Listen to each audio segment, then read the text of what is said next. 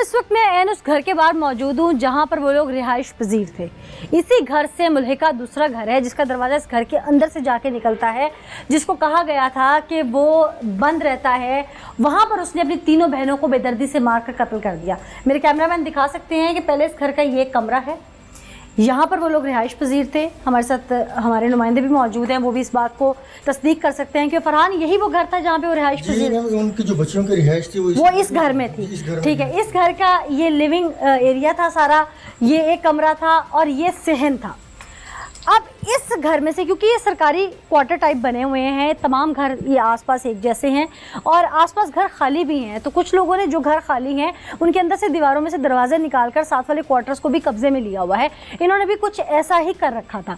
मेरे कैमरामैन दिखा सकते हैं कि इसके सहन से दूसरे क्वार्टर के सहन में जाने के लिए इस दरवाजे का इस्तेमाल किया जाता है। ये वो दरवाज़ा है जिसके बारे में उस वक्त कहा जा रहा था कि चाबी नहीं मिल रही और सुबह मेहमान जब आने थे तो पंखा निकालने के लिए फिर इस दरवाजे को, जो इसका जो लॉक है, इसको तोड़ा गया और तोड़कर अंदर जाकर पंखा उठाया गया और फिर पता चला कि यहाँ पर वो 3 मासूम बच्चियाँ बेदर्दी से कत्ल की जा चुकी हैं। वो शख्स, वो उनका भाई, वो उनका साहिबा, उनका मुहाफिज बड़ा भाई, उम्र में इतना बड़ा कि उसने उनको पाल पोस के बड़ा किया, वो यहाँ पर लाता है और उनके साथ जो कुछ करता है वो आगे चल के मेरे कैमरामैन भी आपको दिखाएंगे। ये दरवाज़ा है, ये देख सकते हैं इस वक्त कि इसको भी तोड़ा गया। तोड़कर यहाँ पर पुलिस अंदर आई और ये चूँकि यहाँ पे सारा उन्होंने कबाड़ वगैरह अपना रखा हुआ है, स्टोर के तौर पे इस घर को वो यूज़ करते थे। इस घर में उनकी आम रिहाइश नहीं थी और तमाम लोग, अहले इलाका भी, पुलिस वाले भी पूरे इलाके में ढूंढते रहे। वो भाई साथ मिलकर ढूंढता रहा और किसी को शक नहीं था इस घर में कि यहाँ पर भी उनकी डेड बॉडीज़ हो सकती हैं, क्योंकि ये सुनसान और ख़ाली पड़ा हुआ था। अब आइए, एक अपनी बहन को उसने बेदर्दी से यहाँ पर, क्योंकि स्मेल बहुत ज़्यादा है, यहाँ पर मार दिया।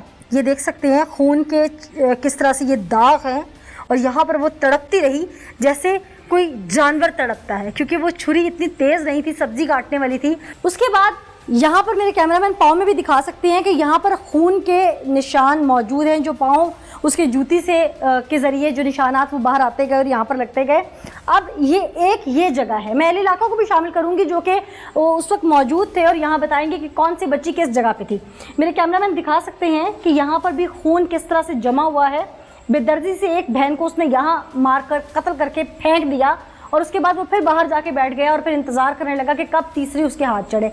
और जब तीसरी बहन, जिसको वो बहाने से यहाँ लेके आया और उसने यहाँ पर लाकर उसको बेदर्दी से मारा, कत्ल किया, और ये जूतियाँ भी उस बच्ची की यहाँ मौजूद हैं, ये दुपट्टा उस बच्ची का यहाँ मौजूद है और ये खून है यहाँ पर, और चीख चीख कर बता रहा है ये खून, ये दुपट्टा खून से लथपथ, ये जूतियाँ, कि वो भाई जो दरिंदगी यहाँ ढाता रहा अपनी बहनों के साथ।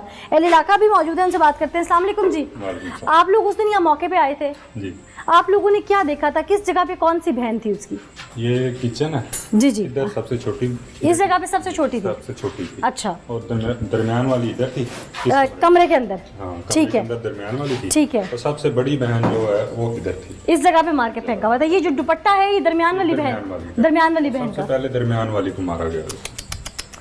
अल्लाह, अच्छा, ये पहले भी क्या इस तरह की सफाकियत ढाता था, घर वालों को मार पीट कुछ करता? कोई सीन नहीं थे इस तरह का। मेरी अपनी बेटी इसके साथ खेलती थी, मेरा अच्छा। साथ वाला घर है, मेरी छोटी सी बेटी है 1.5 साल की। आपको तो यकीन नहीं आया होगा? यकीन, मैं सोच भी नहीं सकते हम इस तरह को। मेरी बेटी इन बेटियों के साथ खेलती थी। आपको क्या लगता है कि उसने ये बर्बरियत क्यों ढाई होगी? कुछ समझ नहीं आ रहा, हम सोच भी नहीं सकते। कभी जायदाद को लेकर लड़ाई हुई है, नहीं, कभी ये पैसों को सब लेकर लड़ाई हुई है? सुनी सुनाई बातें हैं ये। हमें इस तरह का कोई, ना कभी झगड़ा हुआ इनके घर में इस तरह का, ना कभी इस तरह की कोई बात नहीं हुई। कभी कोई बात? रात को बच्चियों गुम होने की सूरत में मेरे घर आए हैं कि बच्चियां नहीं मिल रही। मैंने कहा अच्छा चलो ढूंढते हैं, सारे इधर देखते रहे। आप में से किसी का ध्यान इस क्वार्टर की तरफ नहीं गया? ध्यान, हमने तो ये कहा कि ये तो उनकी कस्टडी में है, इनकी तो हो नहीं सकता। बाकी जितने भी खाली क्वार्टर्स हैं सबको ढूंढा? हाँ, वहाँ पे देखते रहे।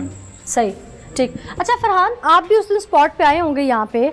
आपने उस दिन यहाँ जो, जैसे ही बता रहे हैं कि यहाँ पर उसकी बहनों की डेड बॉडीज थी, उस दिन उसका अपना, जब डेड बॉडीज मिल गई तो उसका अपना रवैया क्या था? वो मुकम्मल तौर पर मुतमईन हमें नजर आ रहा था। और उसके साथ मैं मुझे बताऊं, जब इसने बेदर्दी के साथ अपनी, ये इसकी सगी बहनें थी जो इनका कत्ल किया और छुरी के साथ उनकी गर्दनें काटी, उसके बाद मुकम्मल तौर पर मुतमईन था।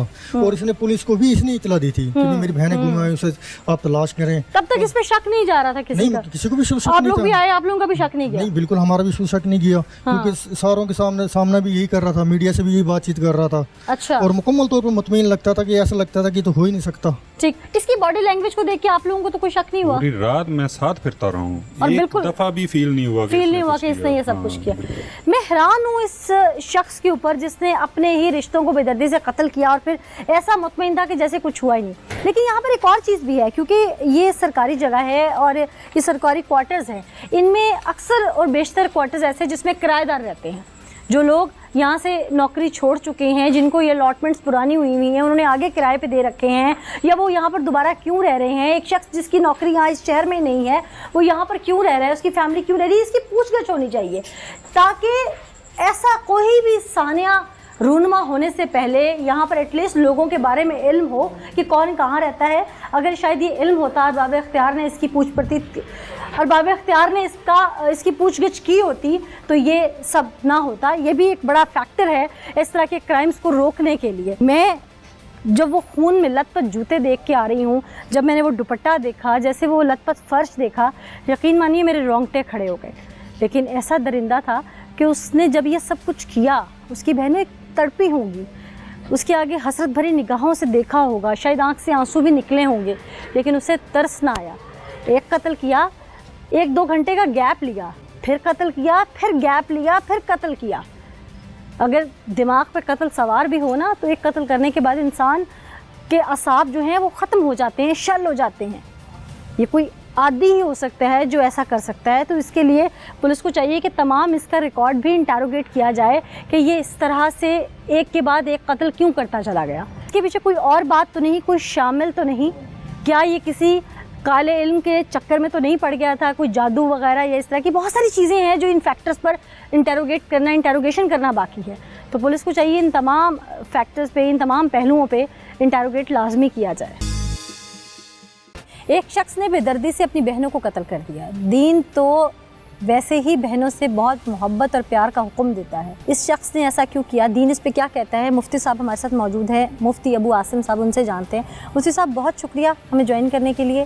बहुत शुक्रिया। एक शख्स ने अपनी मासूम 3 बहनें, जो कि भी सने बलूगत में भी नहीं थी, जी, उनको छुरियों के वार करके बेदर्दी से कत्ल कर दिया। ऐसे तो जानवर भी कोई ज़िबा नहीं करता।